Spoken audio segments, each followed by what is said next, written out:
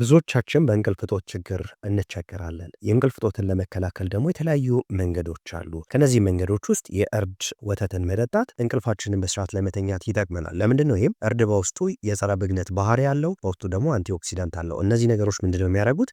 ሰውነታችን እንዲረጋጋ ያደርጋል። ከስትረስም ወይም ከጭንቀት እንድንገላገል ያደርጋል። ይህም አእምሯችን ጥሩ ስሜት እንዲሰማውና በስርዓቱ እንቅልፋችን እንድንተኛ ያደርገናል።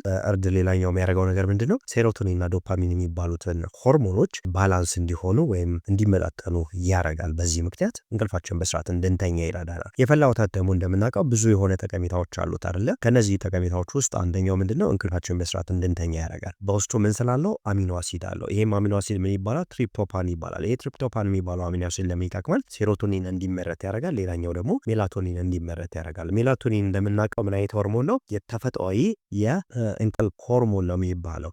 በዚህ መንገድ ምን ማድረግ እንችላለን ማለት ነው? እንቅልፋችንን በስርዓቱ መተኛት እንችላለን ማለት ነው። ይህንን ውህድ ለማዘጋጀት ምን እንደሚያስፈልገን?